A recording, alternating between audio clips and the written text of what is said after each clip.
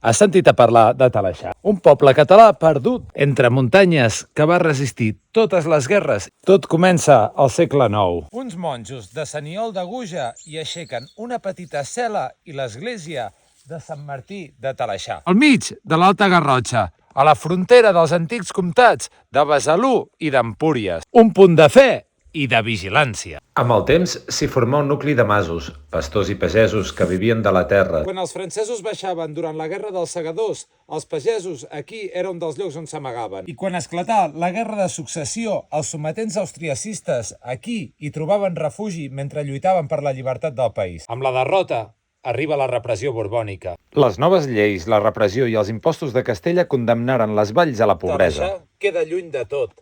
Eren temps d'oblit i de supervivència. 3 segles després, la història es repetia. Durant la Guerra Civil, aquests camins van veure passar republicans i exiliats que fugien per travessar la frontera cap a França. Després hi vindrien els maquis i el contraban, que mantenien viva la frontera.